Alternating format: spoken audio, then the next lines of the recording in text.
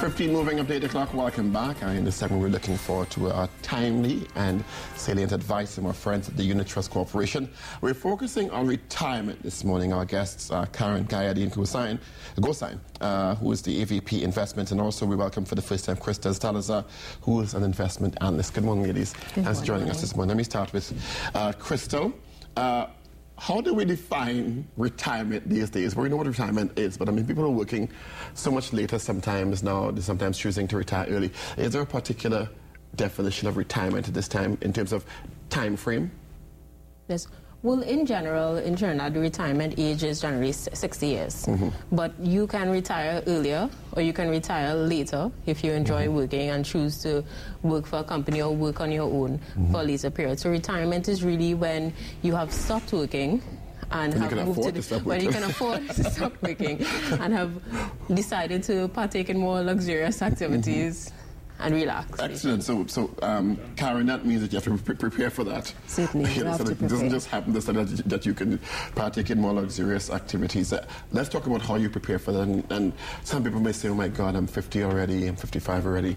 Is it too late for me to start to prepare? I should have started when I'm 20, ideally, when I started work. Isn't that so? Well, you're correct. Ideally, you should start as early as possible, but now is as good time as any. We let people know that time really is an important factor because the longer time you have to save and invest because of compounding of interest, that is earning interest on interest, and the more time you have to weather the storms, the financial market downturns, the more time you have to be able to take additional risk and invest in products that can beat inflation, the better off you are. So what we tell people is be disciplined. Irrespective of what time when you start, and by being disciplined means you set your goals, you prioritize your goals, not because retirement is way off do you put that back on the back burner, and you look at your current position, particularly your debts. You try to pay down all your high interest debts, mortgage, car, right, higher purchase, auto loans and whatnot like that, because the less money you're paying in debt is the more money you have to save, right? And consolidate your position and just prepare yourself. Understand that it's a discipline in saving. You save every month consistently rather than when you feel like, and you will be successful. A question now, based on what Karen has said, time is really your greatest asset in this scheme. If you start early enough, if you start projecting from early enough, how important is that? And what are the different approaches that people at different age groups, a 20 to 30-year-old versus a 30 to 40-year-old versus a 50-plus person, should be taking in terms of the schemes available? Let me not use the word the schemes. The assets available at the Unit Trust Corporation. Okay. That's a good question. Now, when planning for retirement, there are a series of steps which any individual must take. So first, we would want you to get a clear picture of your assets and liabilities. When you're looking at your assets, account for your retirement plan. This will include your employer's contribution, look at the value of your annuities, and also any savings which you have in bank accounts, growth and income fund accounts, money market accounts. Now, when you're doing this, most individuals in their 20s and 30s at that stage should have primarily investments in equities and less in cash and bonds. And those in their 40s and 50s should have more investments in cash and bonds. So at Unit Trust, we would have the North American Fund and the Growth and Income Fund and the Retirement Fund, which would be ideal for those with a longer time horizon and a higher risk tolerance. And we have the TT Dollar Income Fund, which would be suitable for someone with a shorter time horizon and mainly because you have more access safety. to it that way. Yes, and it's readily available. So we'd want to encourage people to also get a clear look at their liabilities, know what your interests are and how much you spend on interest payments, and try to reduce your interest payments over time as much as possible.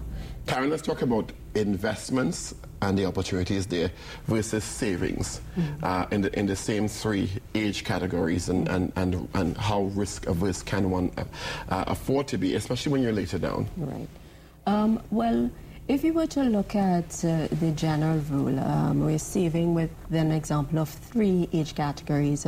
There's someone in their early 20s, someone in their 30s, someone in their 40s. the person in the early 20s, if you save $650 a month, let's say a conservative rate of return of 5% over their lifetime, they could actually amass $1 million for retirement.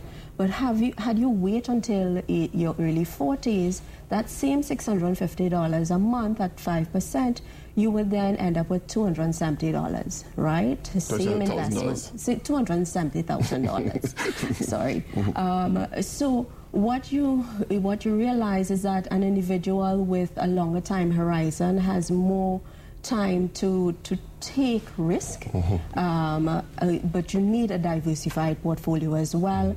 And so you're able to invest, as Krystal would have said, in equity-based products that will give you a higher rate of return over time. A little riskier, but you get a higher return. But then you have the time and a diversified portfolio that can buffer you in that circumstance. And so you need to be disciplined. So no matter what you're seeing in the financial markets, if it's a downturn, it's an opportunity to buy, knowing once you have time on your side that there will be rebounds in the market.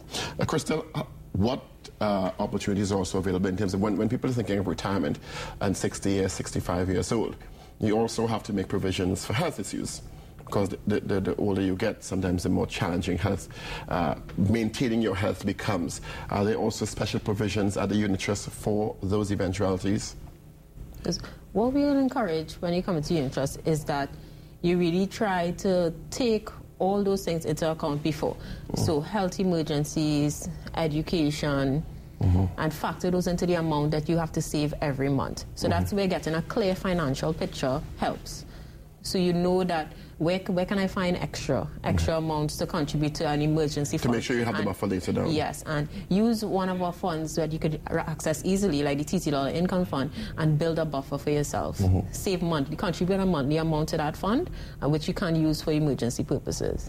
Karen, let's focus on persons who now public servants and some others are getting windfalls, back pay, and the importance of looking at that opportunity now. I mean, tempting as it may be to go on a trip and spend and buy some new shoes and electronic items to the guys. It's an opportunity to really invest and put some of that toward your retirement, isn't it? Certainly, because we always say that you should really try and defer your consumption as much as possible. Because remember, during retirement, you want to live a comfortable lifestyle. People are living longer. And so let's say the general rule, we would say, look at your pre-retirement income. If it's, let's say, $100,000 a year, you save, you know that to maintain that lifestyle, you should at least spend 75% of that in each year of retirement thereafter. So we're budgeting $75,000 per year. Let's say you were to live until age 85, that's 25 years in retirement. So 75,000 by 25 years, that's 1.875 million that you need. So if you get a lump sum today, put it towards your retirement, you will be better off in the future. Now, let's say you were 50 years old and you got that lump sum and you assessed your situation, your assets and liabilities, and you had 1.25 million today.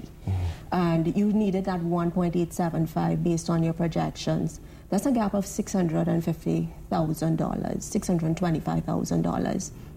Then how do you fill that? If you do a time value of money calculation, you can always Google the formula, solve for the payments, and you would see that it will take $4,500 a month for the next 10 years at an average rate of 5% that you should save in addition to that lump sum. You know, you have to consider what you want to do when you retire, the lifestyle that you choose. Do you want to jet set around the world? Then it's a time to do it. Do you want to just stay with your family, enjoy life, go Miaru, go Maracas and whatnot? And so depending on what you want to choose or your lifestyle, then you have to budget accordingly. So that is why we say ensure you know all of your goals long term, cost those goals out, defer your consumption, you know, to be able to save more so that you could enjoy yourself. Krystal, should people, married people, have a different approach to single people when you have had, or you have two incomes coming into a household, preparing for retirement around the same age, or even different age groups, like there may be a 10-year difference in terms of from one partner married and retired and one not. or two people moving toward retirement at the same age with shared costs? Is there a different approach to that? In that case, you could look at a financial picture together. So you come together and develop both your goals and how much you would both need for retirement and how much years you each have to save, and try to come up with a figure, a monthly figure for this, for your retirement. So when you're coming up with a monthly figure, you look at the stage in life. So you look at the stage in life of both individuals in a marriage.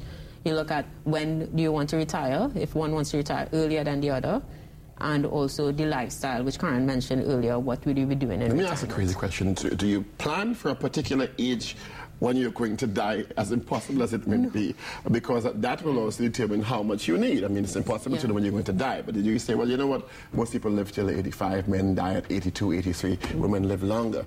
But then some people are living to 100. So how do you actually pin down that number, Karen? You can't pin down a number to an exact science, but you have to be conservative. And the more conservative you are, the better prepared you are. You know, so look at the average life expectancy. 80, 90 years old, 85, 90 years old. 85, 90, and plan for that. And the planning does not start now and stop now. You have to reassess your situation as you move on in life. And so sometimes you may look at supplementing your income at retirement. Look at your hobbies, develop them, you know, and into revenue earners. Into revenue earners. We talk about diversifying the economy, agriculture, a small, you know, a small stake could be something that could be I like the mantra, deferred gratification. Yes. All right, ladies, thank you for coming in. And more information at ttutc.com. Right, or call 624 units. 624 units. All right, Karen, Guyadeen-Gosine, and Krystal Salazar, thank you both for coming in. And once again, more information at ttutc.com or 625-UNITS. So go into any of the 20-plus branches around the country for some sound financial advice. That's our show for today. We thank you for being with us. God willing, we invite you to join us again tomorrow morning at 5:30 a.m. Yes, we're first on the air anyway. On behalf of the entire team, I'm Paul Richards, wishing you a great day. Thanks for joining us.